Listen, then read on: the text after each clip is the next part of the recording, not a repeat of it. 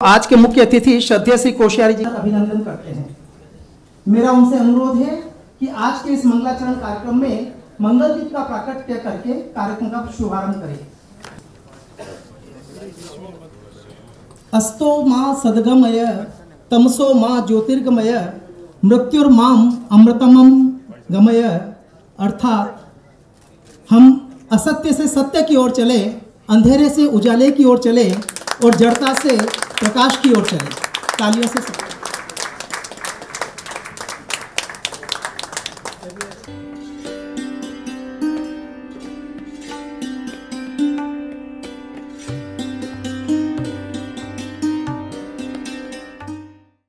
स्वागत भाषण के लिए मुंबई चैप्टर के माननीय अध्यक्ष श्री विजय जी केडिया को आमंत्रित करता हूं। महामहिम राज्यपाल आदरणीय श्री भगत सिंह जी कोश्यारी, एकल श्री हरिराष्ट्र के राष्ट्रीय अध्यक्ष श्री सत्यनारायण जी काबरा, संरक्षक श्री गोपाल जी कंदोई, राष्ट्रीय कार्याध्यक्ष श्री महेश जी मित्तल सूरत, एकल अभियान के महामंत्री श्री माघवेंद्र जी, हमारे सभी सम्मानीय अतिथिगण व श्री हरि मुंबई के सभी चैप्टर के कार्यकारिणी सदस्यों को दीपावली की बहुत बहुत शुभकामनाएं और जय श्री राम। ये वर्ष एकल श्री हरि का रजत जयंती वर्ष है व इसका समापन समारोह मुंबई में 8 और 9 जनवरी को होने जा रहा है। उसी के मंगलाचरण यानी कर्टेन रेजर के निमित्त आदरणीय राज्यपाल महोदय की गरिमा में उपस्थिति में उनका आशीर्वाद प्राप्त करने हम इस दरबारे क्लब में एकत्रित हुए हैं। मैं सर्वप्रथम राज्यपाल जी का श्री हरि की तरफ से हृदय से स्वागत और अभिनंदन करता हूं। एकल श्री हरि मुंबई का आज का विशाल रूप परम आदरणीय बाबूजी स्वर्गीय श्री स्वरूप चंद्र जी गोयल की देन है। मुंबई में हमारे क्षेत्रानुसार 20 चैप्टर कार्यरत हैं और यहाँ पर उपस्थित सभी भाई और बहनें कार्यकारिणी के एक्टिव सदस्य हैं। हमारे राष्ट्रीय अध्यक्ष समय समय पर गर्व से बताते हैं कि देश में कोरोना काल के समय हमारा सबसे अधिक विस्तार हुआ है। मुंबई के भी मेरे सभी चैप्टर के सदस्यों ने हर क्षेत्र में अपना पूरा सहयोग दिया है। पिछले साल एकल श्री हरि मुंबई समिति को माननीय महामहिम राज्यपाल जी द्वारा कोरोना काल में समिति द्वारा किए गए कार्यों के लिए राजभवन में सम्मानित किया गया था। पूरे भारतवर्ष में एकल श्री हरि द्वारा वनवासी में संस्कार, शिक्षा और समाज परिवर्तन के सपने को सजाने और गति देने में आदरणीय श्री श्याम जी गुप्त हमेशा हमारे प्रेरक हैं। उन्हीं के मार्गदर्शन में वे हजारों कार्यकर्ताओं की श्रम साधना से उस सपने को सच होता देख रहे हैं। यह हम सब एकल श्री हरि के सेवकों के लिए जहां गर्व का विषय है, वहीं पर आप जैसे तपस्वी महानुभावों की वर्षों की साधना के परिणाम स्वरूप आज पूरे देश में 4 लाख गांवों में आत्मविश्वास से भरपूर आत्मनिर्भर भारत का नया रूप देखने को मिल रहा है, जिससे अपने सनातन मूल्यों के प्रति अडिग निष्ठा है। इसी परंपरा के अंतर्गत हम शीघ्र ही मुंबई में शबरी बस्ती के हमारे कार्य का विस्तार करने जा रहे हैं। एकल श्री हरि के रजत जयंती वर्ष के समापन कार्यक्रमों के मंगलाचरण में आपकी उपस्थिति से हम सभी गौरवान्वित हैं। आपका पुण्य पुण्य धन्यवाद। अब मैं रजत जयंती कार्यक्रम की संयोजिका व मुंबई महिला समिति के अध्यक्षा श्रीमती मीनाजी अग्रवाल को आमंत्रित करता हूं कि वे एकल श्री हरि के रजत जयंती समापन समारोह जो कि 8 और 9 जनवरी को मुंबई में आयोजित है, उसके संबंध में जानकारी प्रदान करें। सभी को मेरा एकल प्रणाम, दीपावली की राम राम।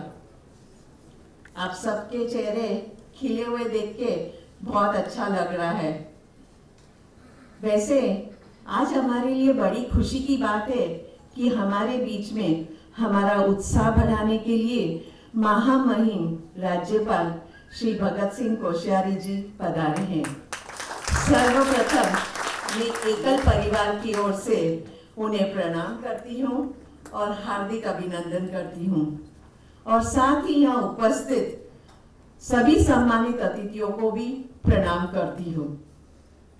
ईश्वर की कितनी सुंदर शाम है ये, क्या उसका ढेर सारा धन्यवाद कि उसने हमें मौका दिया कि आजादी के अमृत महोत्सव में की पावन बेला में हम एकल श्री हरि रजत जयंती वर्ष मनाने का।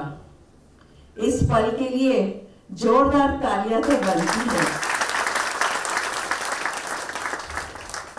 25 वर्ष पूर्व जब एकल श्री हरि के प्रणेता माननीय श्री श्यामजी गुप्त की अंडमान निकोबार में वनवासी से भेंट हुई, तब उन्होंने उनके दर्द को जाना, उनकी पीड़ा को समझा और वनवासी के सामाजिक सांस्कृतिक उत्थान के लिए एकल श्री हरि की परिकल्पना की। कलकत्ता से श्री साधुराम जी बंसल और फिर हमारे बाबूजी श्री स्वरूप चंद जी गोयल, उनकी छत्र छाया में एकल श्री हरि इन वर्षों में एक वट वृक्ष की भांति पूरे भारत को संस्कार रूपी छाया प्रदान कर रहा है और ऐसे समाज के निर्माण की ओर अग्रसर है जो शिक्षित, संस्कारी, समरस और व्यसन मुक्त हो। समय की मर्यादा को ध्यान में रखते हुए बहुत ही संक्षेप में मैं आपको बताना चाहूंगी, आज लगभग 70,000 संस्कार केंद्र हमारे चल रहे हैं और 58 हरि रथ पूरे देश भर में चल रहे हैं। पर हमारा लक्ष्य है 1 लाख संस्कार केंद्र और 75 श्री हरि रथ। और हमारी महत्वाकांक्षी योजना गौ ग्राम योजना, जिसका पहले चरण में ही कल गोपाष्टमी के दिन पश्चिम बंगाल के नकाशीपाड़ा में ग्रामीणों को गाय दी गई, अगले चरण में 29 नवंबर को झारखंड में दी जाएगी। इस तरह से 1 लाख गौवंश को हम गांव-गांव तक पहुंचाएंगे। इस योजना का मुख्य उद्देश्य यही है, गाय बिकेगी नहीं तो कटेगी नहीं। तो आप सबका सहयोग पूर्ण तरह से श्री हरि के साथ है। एकल श्री हरि के रजत जयंती वर्ष के शुभारंभ में आप सभी जानते हैं 3 दिवसीय कथा हमारे कथाकार गांव-गांव में खूब जोर शोर से दिसंबर माह में किए, जिससे समरसता की भावना जागृत हुई और 12,000 किलोमीटर तय करके रामायण प्रतियोगिता पूरे देश भर में हुई, जिसका सीधा प्रसारण टीवी चैनल के माध्यम से हुआ था। और 6 और 7 मार्च 2021 को दिल्ली में हमारे सुभाष जी गोयल के अध्यक्षता में 2 दिवसीय समारोह भी संपन्न हुआ था। और अब रजत जयंती वर्ष का समापन समारोह, जो अपनी ही नगरी में, अपने ही शहर में, अपने ही सामने होने जा रहा है, जनवरी 8 और 9, 2022। ये 2 दिन आप अभी से सुरक्षित कर ले, क्योंकि इस कार्यक्रम में स्वामी श्री रामदेव जी बाबा, चाणक्य नीति के मनोज जोशी, युवा गीतकार मनोज मुंतशिर जैसे गणमान्य व्यक्ति की उपस्थिति में ये 2 दिवसीय कार्यक्रम और भव्य और यादगार होगा। मैं आप सभी से अनुरोध करती हूँ कि देश के उत्थान के लिए आप सब एकल श्री हरि के कार्य से जुड़े और अपना अमूल्य समय दे और सहयोग भी दे, क्योंकि सेवा कार्य में जो आत्मीय अनुभूति होती है वही जीवन का सच्चा सुख है, परम आनंद है। तभी तो कहते हैं सेवा ही परम धर्म है। एकल श्री हरि की यात्रा को लेकर एक छोटी सी लघु फिल्म बनाई गई है। मैं अपनी रजत जयंती सहयोगी सहसंयोजिका मंजू केडिया जी और साथ ही में श्रीमती उषा गोयल, डॉक्टर निर्मला पेड़ीवाल, डॉक्टर साधना मोड़, ये हम बोलते 5 मूर्तियों की तरह काम कर रहे हैं। तो मैं महामहिम माननीय राज्यपाल श्री भगत सिंह कोश्यारी जी से आग्रह करती हूँ कि वो इस फिल्म का उद्घाटन करने की कृपा करें। जय श्री राम, जय जय श्री हनुमान। नमस्ते।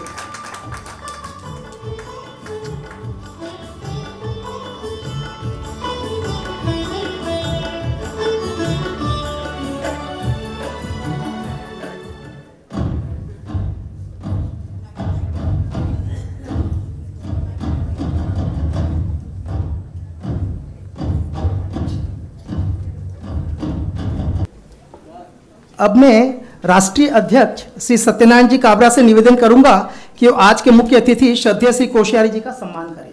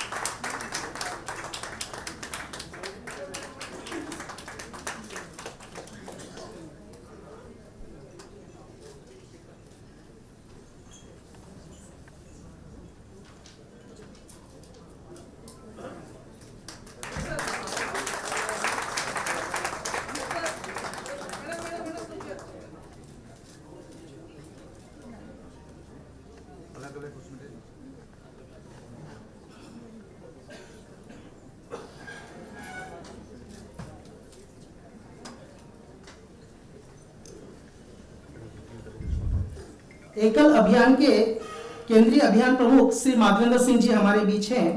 उन्हें मैं संबोधन के लिए आमंत्रित करता हूं।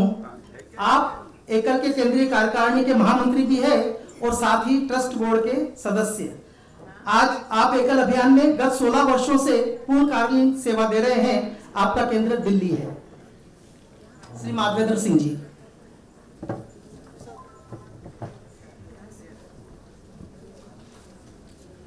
आज के इस कार्यक्रम में मंच पर विराजमान महाराष्ट्र के राज्यपाल महामहिम भगत सिंह कोश्यारी जी, ये हमारी पूर्णकालिक परंपरा के हमारे पूर्वज हैं, वरिष्ठ हैं।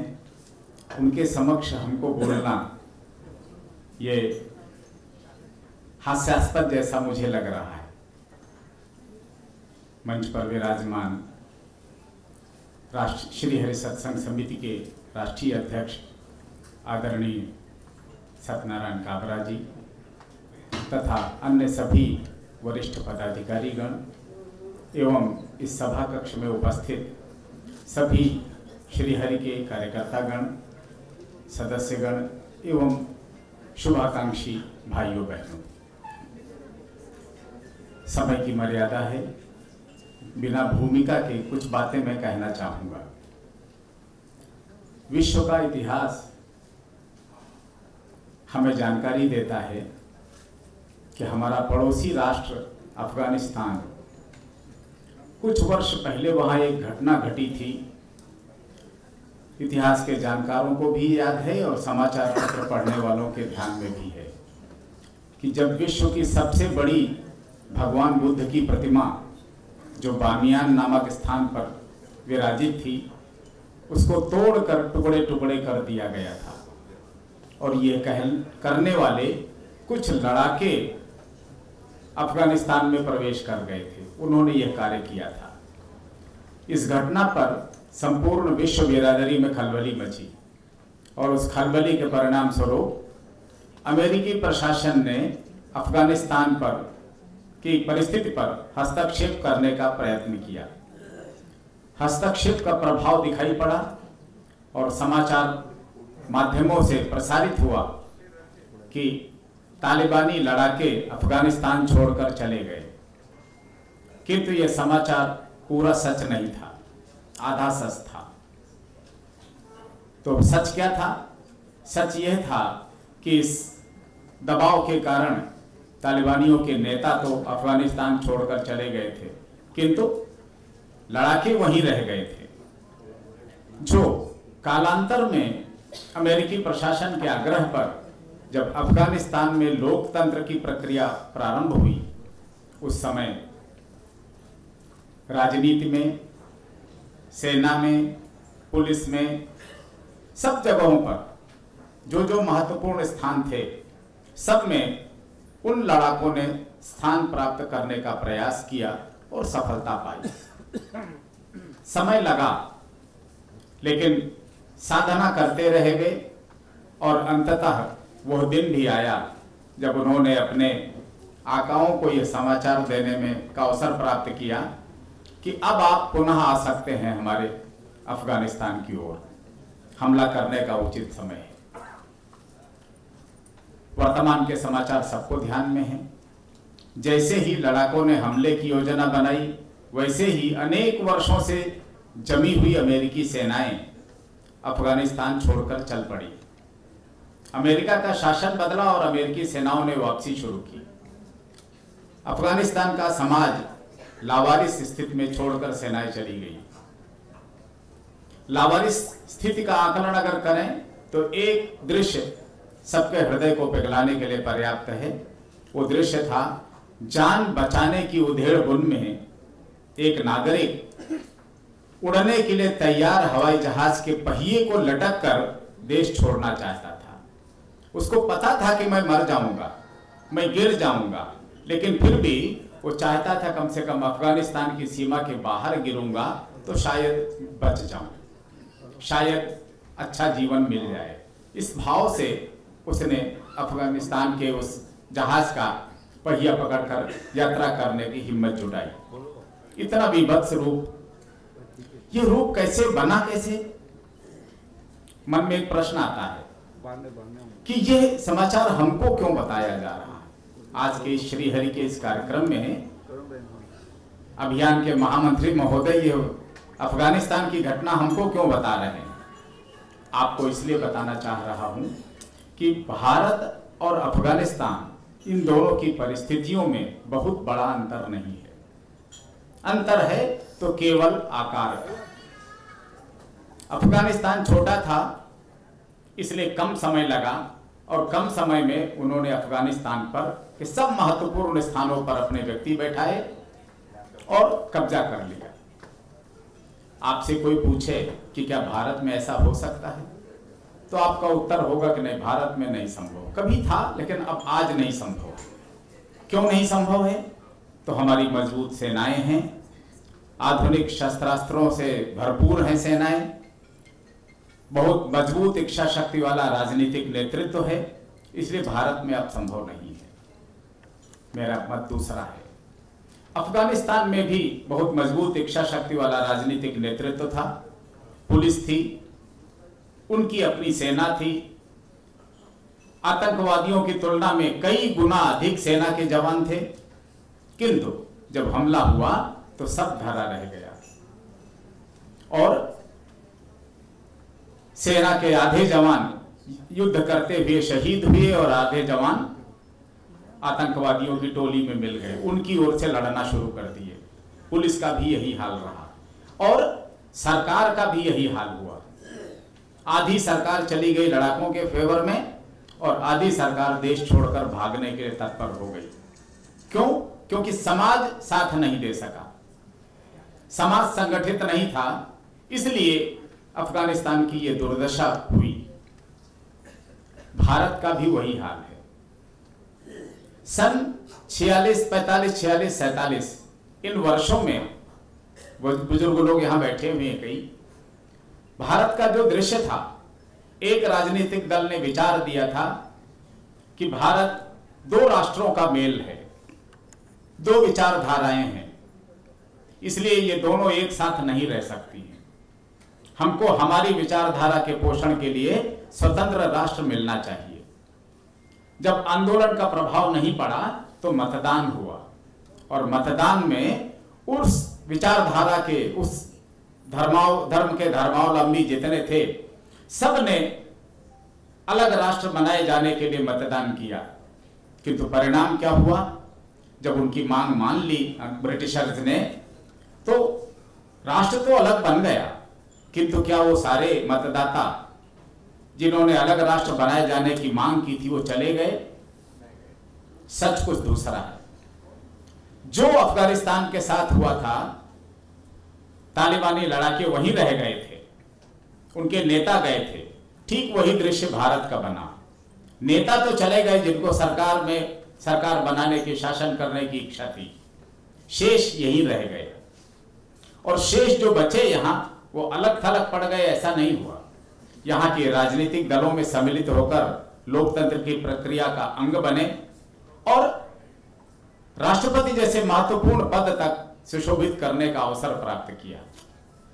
सेना में, पुलिस में, सब जगह पर उन्होंने स्थान बनाया, महत्वपूर्ण स्थानों पर बैठने में, पहुंचने में सफलता प्राप्त की। उसमें से कितने देशभक्त हैं, इसमें क्वेश्चन मार्क लगा हुआ है आज भी।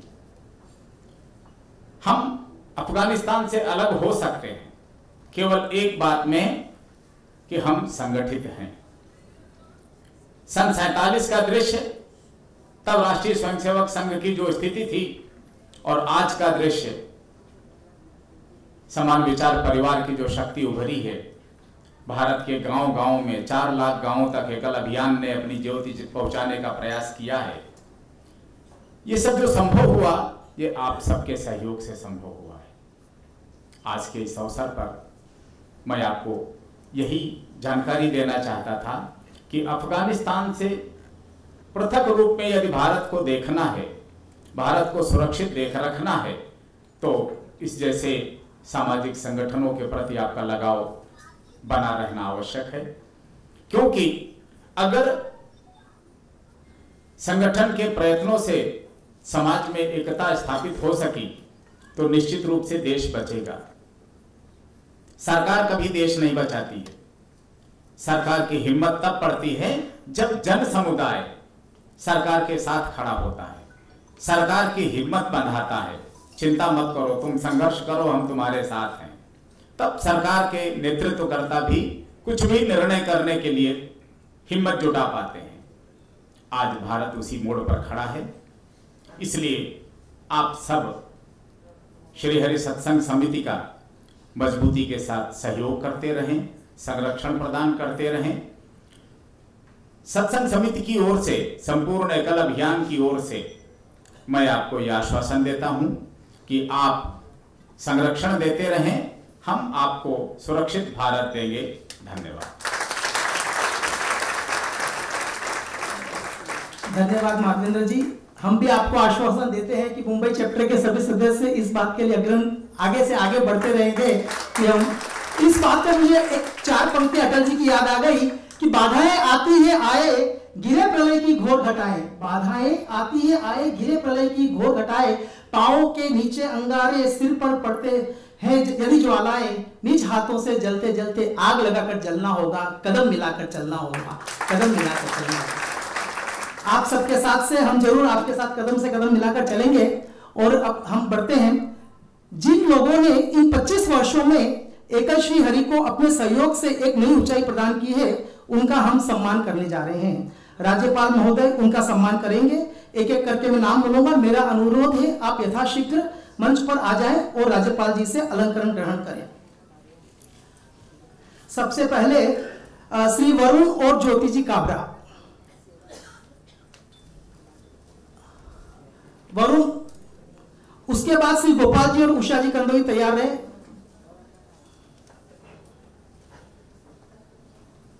उस तरफ से आ जाए।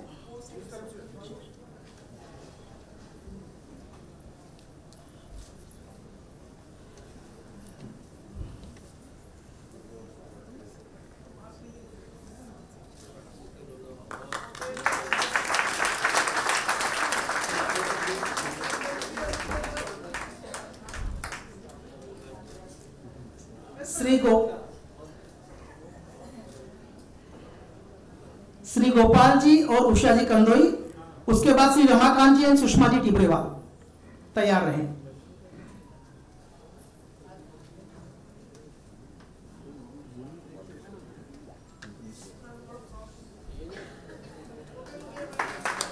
जोरदार तालियों के साथ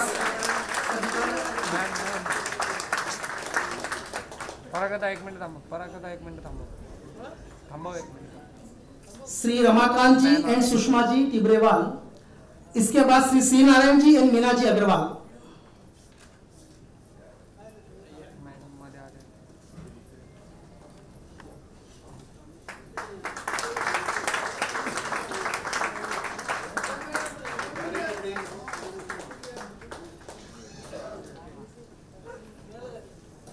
श्री नारायण जी और मीना जी अग्रवाल, इसके बाद श्री विजय जी और श्रीमती मंजू जी केडिया।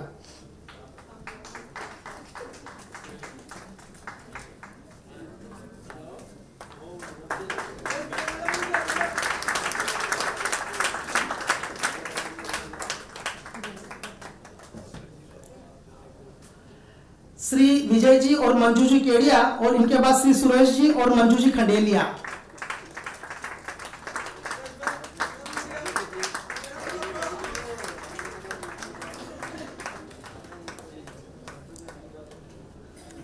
श्री सुरेश जी एवं मंजू जी खंडेलिया, इनके बाद श्री महावीर प्रसाद जी और रेखा जी गुप्ता, श्रीमती रेखा जी गुप्ता।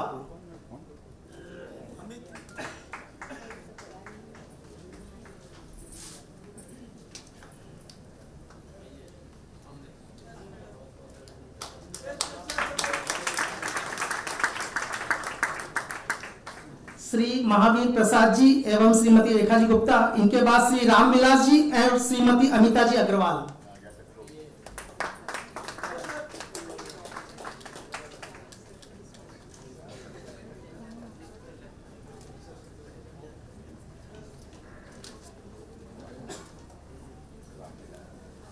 श्री रामविलास जी एवं श्रीमती अमिता जी अग्रवाल, इनके बाद श्री रामावतार जी और श्रीमती गायत्री जी मोदी।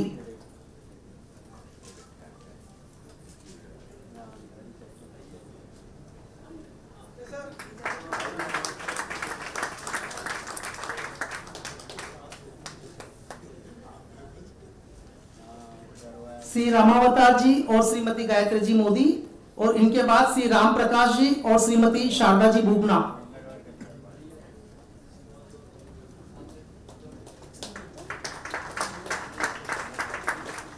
बाद में अच्छा, श्री राम प्रकाश जी और शारदा जी भूगना,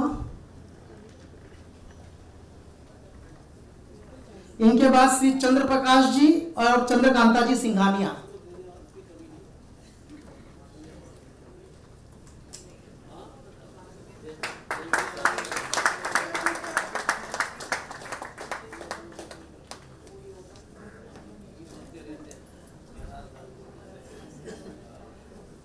श्री चंद्र प्रकाश जी और चंद्रकांता जी सिंघानिया।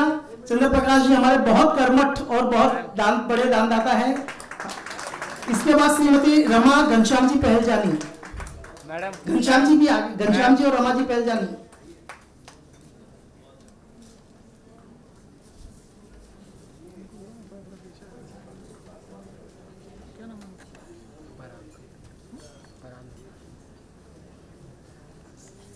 श्री रमा जी और घनश्याम जी पहलजानी, इनके बाद हमारे कार्याध्यक्ष श्री महेश जी मित्तल।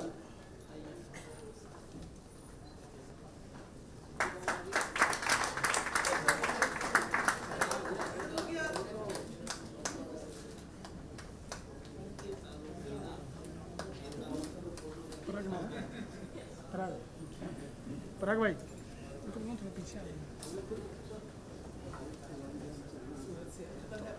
हमारे कार्याध्यक्ष श्री महेश जी मित्तल सूरत से खास इस कार्यक्रम के लिए पधारे, जोरदार तालियों के साथ इनका स्वागत। श्री मंगल प्रभात जी लोढ़ा और श्रीमती मंजू जी लोढ़ा से निवेदन करूंगा कि वो भी मंच पर आए।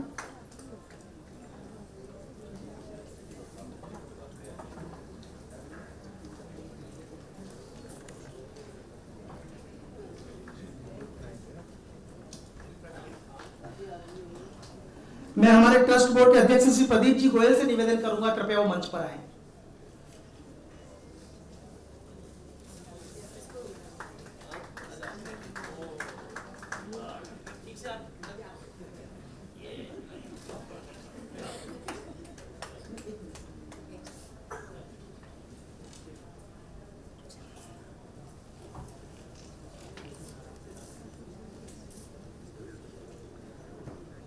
श्री प्रदीप जी गोयल।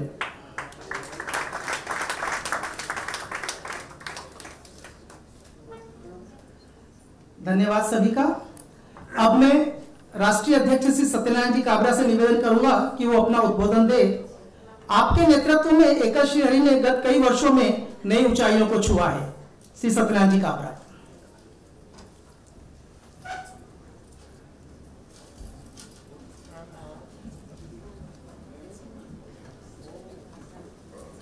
आज यहाँ पर उपस्थित हम सब लोग बहुत भाग्यशाली हैं कि हमको इस एकल अभियान से जुड़ने का अवसर मिला है। एकल अभियान आज विश्व का सबसे बड़ा एनजीओ वर्क है और श्री हरि इसी एकल अभियान की 5 वर्टिकल में से उसका सबसे महत्वपूर्ण, सबसे डिफिकल्ट और सबसे महत्वाकांक्षी वर्टिकल है, जिसके लिए हम सब यहाँ पर उपस्थित हुए हैं। आपको श्री हरि सत्संग की पिछले 25 वर्षों की यात्रा की जानकारी तो दी गई। मैं सिर्फ यहाँ पर पिछले 1.5 वर्ष की यात्रा की बात करूंगा। मार्च 2020 में जब कोरोना के कारण पूरे देश भर में लॉकडाउन घोषित कर दिया गया और हमको ऐसा लगा कि अभी कम से कम 1 वर्ष तक तो हम कुछ भी कार्य नहीं कर सकेंगे। आज हमारा श्री हरि का जो कार्य है, हमारे कार्यकर्ता है, हमारे कथाकार है, उनके प्रवास के ऊपर, उनकी जनसभाओं के ऊपर निर्भर करता है, तो जो कि लॉकडाउन के अंदर बिल्कुल संभव नहीं थी। लेकिन उसी समय हमारे प्रणेता श्री श्याम जी गुप्त ने एक नई योजना की घोषणा की। इस योजना को उन्होंने नाम दिया विचार क्रांति योजना। और इस योजना के अंतर्गत हमारे मुंबई श्री हरि की लगभग 70 बहनों को विचार क्रांति कमांडर का रूप दिया गया। विचार क्रांति कमांडर।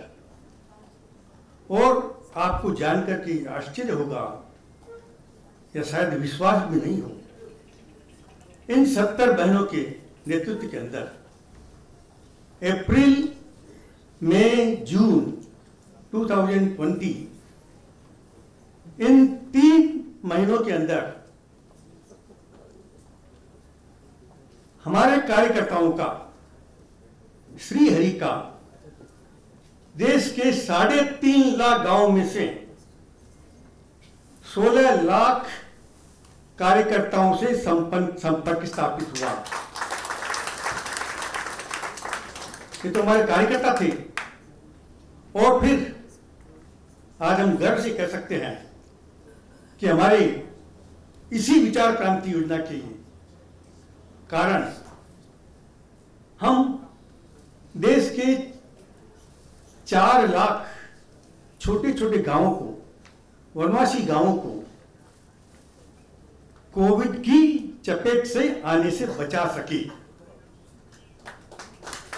देश में कोविड का जितना प्रभाव हुआ उसका सिर्फ 0.5% इफेक्ट इन 3 लाख गांवों के अंदर हुआ, जहां की जिन इन 3 लाख गांवों के अंदर किसी प्रकार की सुविधाओं की, इंफ्रास्ट्रक्चर की संभावना ही नहीं थी।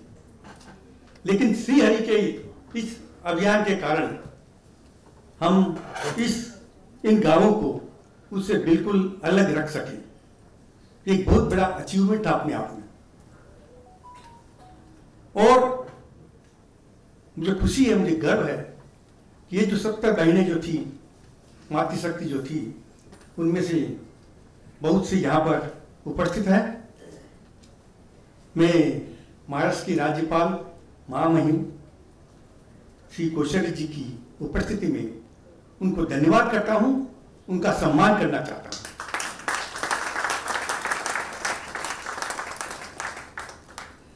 और फिर आते आते 1.5 वर्ष करीब हो गया है, एक चमत्कार हुआ है। चमत्कार क्या हुआ है? हम लोग, जैसा बताया गया, मार्च 2020 तक हमारा सपना था कि सन 2040 तक हम 70,000 गांवों से बढ़ करके देश के 2 लाख गांवों तक अपने संस्कार केंद्र स्थापित करने का हमारा लक्ष्य था। लेकिन इस विचार क्रांति योजना के अंदर जो कुछ परिणाम हमको सामने आए, जो कुछ नए 16 लाख कार्यकर्ता हमको मिले, उसके कारण से हमने आज के दिन ये जो हमारा लक्ष्य जो था 2 लाख गांवों में संस्कार केंद्र स्थापित करने का, उसको बढ़ा करके 4 लाख गांवों में संस्कार केंद्र स्थापित करने का और ये काम जो हम सन 2040 में पूरा करने वाले थे, आज हमारा लक्ष्य रखा है कि यह काम सन 2030 तक हम पूरा कर सकेंगे। और जब इन 4 लाख गांवों के अंदर श्रीहरि के संस्कार केंद्र चलने लगेंगे, जब इन 40 करोड़ गांव वासियों को हम हमारी संस्कृति में वापस ला सकेंगे, मैं आपको विश्वास के साथ में कह सकता हूं कि वो दिन देश में पुनः हमारी प्रिय, जिसका हम सपना देखते हैं, ऐसे भारत की, ऐसे जिस भारत को हम विश्व गुरु भारत के रूप में देखना चाहते हैं, उस सपने की उस दिन स्थापना होगी। और आगे चल करके यही हम परिणाम आगे देखेंगे कि भारत विश्व गुरु भारत देखने को यहाँ पर उपस्थित हमारे वो जो नौजवान लोग हैं, नव पीढ़ी है, उनको निश्चित रूप से भारत को पुनः विश्व गुरु देखने का मौका मिलेगा। तो ये श्रीहरि की हमारी सबसे बड़ी उपलब्धि होगी। इसके अंदर मुझे आप सब लोगों से सहयोग चाहिए, आप सब लोगों का आशीर्वाद चाहिए। आप जैसे लाखों लोग जो है मिलकर ही हमारे सपनों को पूरा कर सकते हैं। धन्यवाद। अभी एक के बाद मुझे सूचना दी गई है कि हमारे बहुत सारे दानदाता यहाँ पर उपस्थित है। उनमें से मुझे एक समाचार मिला है कि श्रमाकांत जी टिब्बेवाल, उन्होंने इस अवसर के ऊपर श्रीहरि को एक श्रीहरि रत्न देने का अपना मन किया। मैं उनका बहुत बहुत धन्यवाद करता हूँ और इसी प्रकार की प्रेरणा आप सब लोगों को मिले, यही ईश्वर से प्रार्थना करता हूँ। धन्यवाद।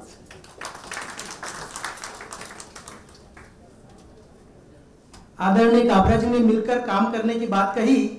मैं तो इतना ही कहना चाहूंगा कि हम एक बने, हम नेक बने, मिलकर करें हम अच्छे काम। जब तक नहीं मिलेगा शिखर तब तक नहीं करेंगे आराम। सिर्फ बातों से कुछ नहीं आता बदलाव, सिर्फ बातें करने से कुछ नहीं आता बदलाव। खुद को अंदर से बदलना होगा। अंधेरा नारों से नहीं भागता और खुद को दीपक बन के निखरना होगा, खुद को दीपक बन के निखरना होगा। हम सबको तैयारी करनी है। आदरणीय काबरा जी के सपनों के भारत को हम पूरा करेंगे, ये हम सब आज प्रतिज्ञा लेते हैं।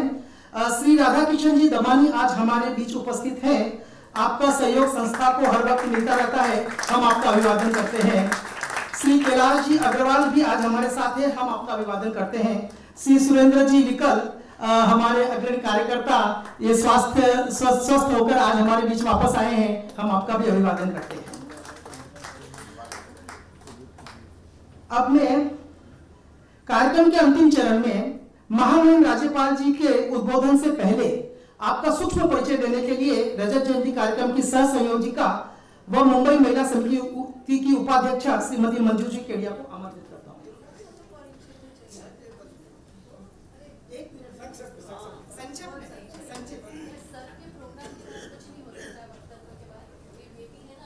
एक श्री हरि के इस सभागृह में उपस्थित सभी को एकल प्रणाम। जय सिया राम, जय हनुमान और बीती हुई दिवाली की राम राम। आज एकल श्री हरि के रजत जयंती समापन समारोह के इस मंगलाचरण के अवसर पर भारत की देवभूमि उत्तराखंड के प्रतिनिधि तथा भारत की सनातन चेतना के मुख्य प्रवक्ता महामहिम राज्यपाल सम्माननीय श्री भगत सिंह जी कोश्यारी का सर्वप्रथम मैं पूरे एकल श्री हरि की तरफ से वंदन करती हूँ, अभिनंदन करती हूँ।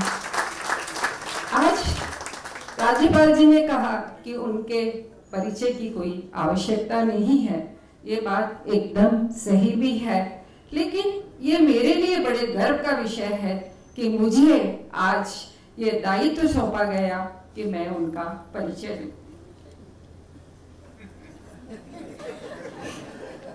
भारत की सांस्कृतिक और संस्कार के आप व्याख्याता हैं और हमें यह बताते हुए बड़े गौरव का अनुभव है कि एकल अभियान के प्रारंभिक दौर में आप उसके ध्वजवाहक रहे हैं। अतः ऐसे सहज सरल किंतु भारत की संस्कृति के सजग प्रहरी के रूप में विख्यात आदरणीय श्री कोश्यारी जी को हम अपने बीच पाकर के गौरवान्वित महसूस कर रहे हैं। आपका जन्म 17 जून 1942 को उत्तराखंड के बागेश्वर जिले के पालना धूरा चेतावगढ़ में हुआ। आपकी उच्च माध्यमिक शिक्षा भी उत्तराखंड में हुई। आपने बहुत ही कम आयु में आरएसएस को ज्वाइन किया। आपने अपने कठिन परिश्रम से अपने समक्ष आने वाले सारे अवसरों का लाभ उठाया। आप एक अच्छे शिक्षक, लेखक, पत्रकार और सफल राजनीतिज्ञ तो हैं ही। वर्ष 2001 से 2002 तक आपने उत्तराखंड के मुख्यमंत्री का पदभार संभाला।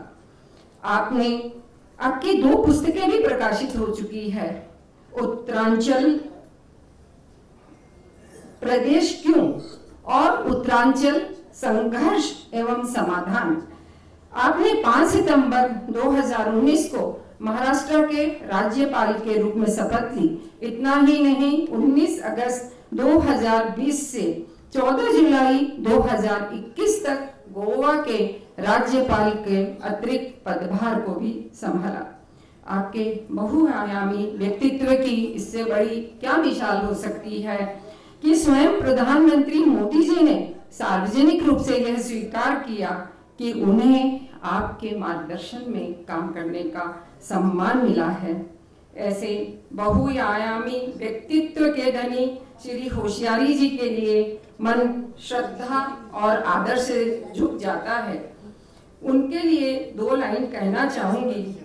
ना थके पैर कभी, ना कभी हिम्मत हारी है, साहस से कुछ कर दिखाने का सफर अभी भी बाकी है। ऐसे व्यक्तित्व के सामने मन और मस्तिष्क हमेशा श्रद्धा से झुक जाता है। जय श्री राम।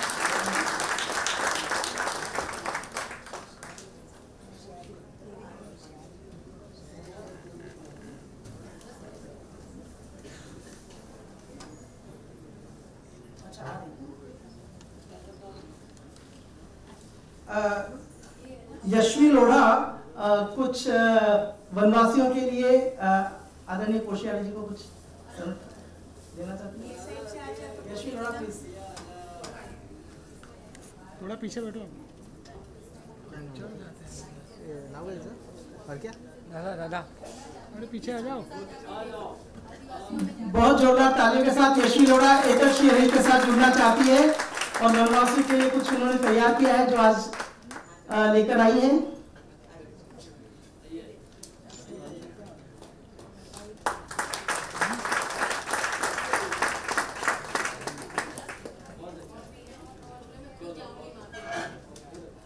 अब मैं आदरणीय राज्यपाल श्री भगत सिंह जी कोश्यारी को आशीर्वाद वचन देने के लिए नम्र निवेदन करता हूं। सर।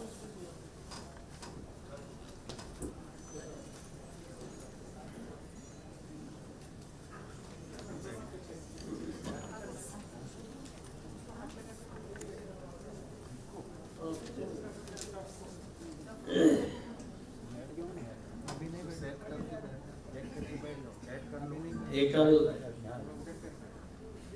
श्री हरि सत्संग समिति मुंबई के रजत जयंती समारोह की प्रारंभिक बेला में, और आज बताया गया कि दिवाली स्नेह सम्मेलन भी है, और स्नेह यहाँ काफी मिल रहा है, मुझे लगता है ठीक ही है। तो आप सब लोगों को मेरा हार्दिक अभिनंदन। और मुझे ऐसा लग रहा है कि वो घर में हो, सब मेरे भाई बहन जैसे बैठे हैं, कुछ चाचा चाची सचमुच ही दिवाली मिलन जैसा लग रहा है। अपने बीच में समिति के प्रेसिडेंट, राष्ट्रीय प्रेसिडेंट श्री सत्यनारायण काबरा जी, एकल श्री हरि सत्संग समिति के प्रेसिडेंट श्री विजय केडिया जी, महिला अध्यक्षा आदरणीय मीना अग्रवाल जी, और अभी जिनका आप उद्बोधक, ऐसा उद्बोधन, प्रेरक उद्बोधन सुन रहे थे, जब अफगानिस्तान की बात सुन रहे थे, उस बोल रहे थे, तो थोड़ी देर आप लोगों को लगा होगा कि 26/11 की घटना तो पुरानी हो गई है, क्यों माधवेंद्र जी फिर कहकर उसकी बात बोल रहे हैं। लेकिन उपचारक है, कार्यकर्ता है, और अपने ढंग से कहने का और विषय को प्रस्तुत करने का उनका एक अनूठा अपना तरीका होता है। तो ऐसे हमारे एकल अभियान के जनरल सेक्रेटरी श्रीमान माधवेंद्र सिंह जी, और यहाँ पर उपस्थित हमारे सभी वरिष्ठ मित्र, उपस्थित भाई और बहनों, मुझे लगता है कि बहुत कुछ हमारे सत्यनारायण जी ने बोल दिया है, माधवेंद्र जी ने बोल दिया है, और आप सब लोगों को मुझे ऐसा लगता है कि आप भले ही आप ऐसे कम लोग इन केंद्रों पर जाते होंगे, कितने लोग गए होंगे इनमें से? इतिहास बड़े खत करो, आधे भी नहीं होंगे। तो मैंने इसलिए कहा, आप भले वहां नहीं जाते, लेकिन आपको ये अनुभूति है और आपको ये दर्द है उन गांवों का, उन इलाकों का, उन पिछड़े इलाकों का, विशेष करके आदिवासी वनवासी इलाकों का। एक सच्चे भारतीय के नाते आप सबके अंदर कहीं न कहीं उनके प्रति सद्भाव तो रहता ही है, और हम करते कितना है, कर कितना सकते हैं, ये आप पर कम निर्भर करता है, बल्कि आपके पास जो पहुंचने वाले हैं कि भाई देखो आप सब हनुमान हैं, आपकी बड़ी ताकत है, और आप जो अगर जग जाओ तो ये बनवासी तुरंत ही बंबई वासी बन जाएंगे। ऐसा प्रेरणा देने वाले लोग हैं, जैसे हमारे माधवेंद्र जी आए, तो ऐसा प्रेरणा देने वाले हैं। तो इसलिए स्वाभाविक है कि ऐसी संख्या बढ़ती जाती है। जितनी जितनी इनकी संख्या बढ़ेगी, उतनी उतनी आप सब लोगों का एक प्रकार से अपनी ताकत का आपको स्मरण होगा, और जब ताकत को स्मरण होगा तो केवल रुपया पैसा दे करके नहीं, केवल एक अभी आपने हरि कथा के लिए गाड़ी दी, उससे नहीं, बल्कि एक प्रकार से उन वनवासी बंधुओं के साथ एकदम एकात्मता होना, तादात्म्य होना, ये बहुत बड़ी बात है। और इसके लिए थोड़ा सा धन अर्जन के बाद दे देना, ये तो आप लोगों के स्वभाव में है। और कुछ परिवार तो भारतवर्ष में ऐसे हैं कि जो युगों युगों से अगर 10 पैसा कमाएंगे तो कम से कम 1 नहीं 2 नहीं तो 1 पैसा तो दान करते ही करते हैं। वो परंपरा है हमारी बहुत से परिवारों की। लेकिन उससे आगे अर्थात हम ऐसे जो हमारे वनवासी बंधु हैं उनके साथ ऐसा तादात्म्य करें कि जैसे अभी हमारे काफी दिन पहले आजकल हमारे पूर्व राज्यपाल है पद्मनाभन जी आचार्य जी, कितने और उनके साथ हमारे कितने संघ के प्रचारक हैं।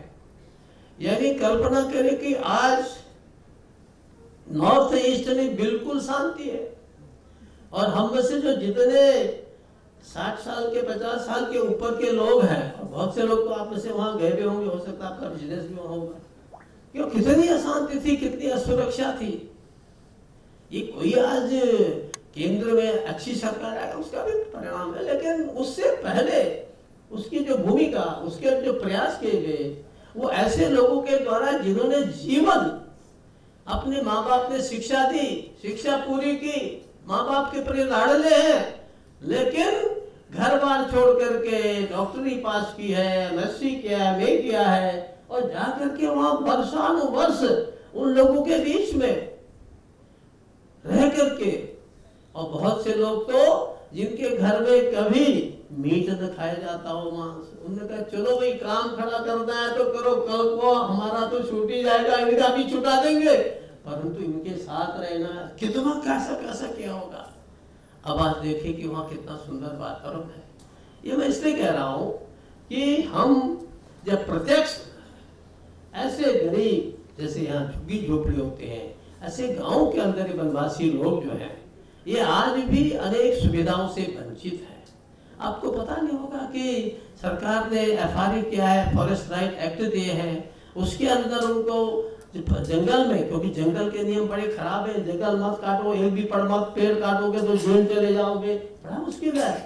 तो ऐसे जीवन जो बताते हैं, उनके जो अधिकार हैं वो उनको कैसे मिले, और उनके बीच में हम कैसे एक वो ये अनुभव करें कि हम और आप दूसरे नहीं हैं।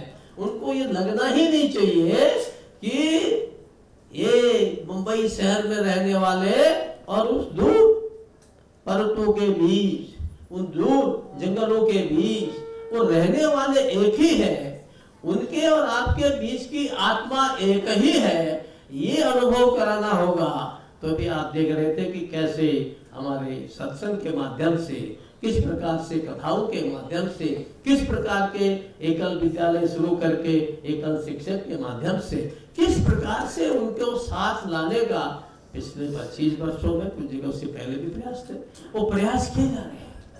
लेकिन ये प्रयास हम कैसे करेंगे, इसको कैसे क्या दिशा दे सकते हैं? क्योंकि मुझे यहाँ राज्यपाल के रूप में भेजा गया तो मुझे पता था कि हाँ, ये जो ट्राइबल्स हैं उसके लिए राज्यपाल को विशेष अधिकार है, लेकिन देखा कि अधिकारीगण उनके जो सरकार की मंशा पूरा ही नहीं हो रही है। हमने देखा कि उनके लिए कानून बना दो, जरूरत नहीं कि संसद में जाओ, वहां से पास हो, नियम ऐसे कि राज्यपाल ही कर सकता है। तो मैंने उनके बहुत से कानून ऐसे कर दिए, उन लोगों को लगा कि अच्छा, जहां आप जो कर सकते हैं, आप पैसा दे सकते हैं, धन दे सकते हैं, और चीज दे सकते हैं, अधिकारी वो कुछ और कर सकते हैं, सरकार कुछ और कर सकती है। हम कहां न कहां किस किस माध्यम से उनको सहायता करके अपलिफ्टमेंट कर सकते हैं, उनका उत्कर्ष कर सकते हैं। इसके लिए ये अत्यंत चिंता का विषय है और उसको प्रयास किए जा रहे हैं। अब आदरणीय शरद जी लगभग मेरी उम्र के हैं, लेकिन हर देश इसी काम में लगे हैं, तो आप सब लोगों को उनसे प्रेरणा लेकर के आप भी काम कर रहे हैं। पर हमसे भी प्रेरणा लेकर कोई काम करे तो वो तब होगा जब हम तन मन और धन तो आप देते हैं, मालूम है, लेकिन उसके साथ संख्या में आप यहाँ पर आए, आप सबको मेरी बहुत बधाई, आयोजकों को विशेष बधाई। मैं बहुत थका था, लगातार 2 दिन से दिल्ली में एक किस्म से बहुत ही उबर उसमें था, काम में था, फिर भी पहुंचा और पहुंचते ही कार्यक्रम, उन्होंने कहा भाई जाना है कार्यक्रम में, तो जाना है तो जाना है। फिर क्वेश्चन भाई क्या करना, माधुरी जी की यही आज्ञा है, तो हमने माना आपके बीच में आ गए, आपका सत्संग हो गया। अब मैं इसे हरि सत्संग को या जो भी हो सत्संग आपका हो गया आपके साथ में, तो इसलिए मेरे को भी शुभ अवसर मिल गया। बहुत बहुत धन्यवाद।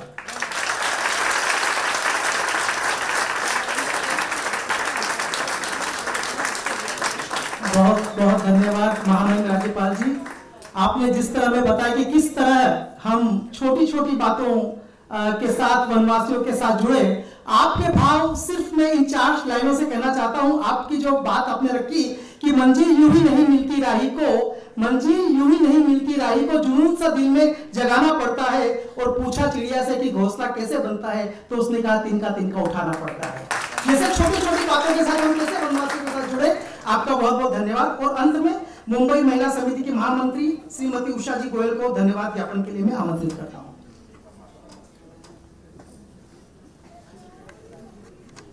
सभी को मेरा नमस्ते। एकल श्री हरि रजत जयंती के समापन से पूर्व आज के आयोजन में महामहिम माननीय राज्यपाल श्री भगत सिंह कोश्यारी जी की उपस्थिति ने हमारा मनोबल बढ़ाया है। इसके लिए हम आपका बहुत बहुत आभार करते हैं।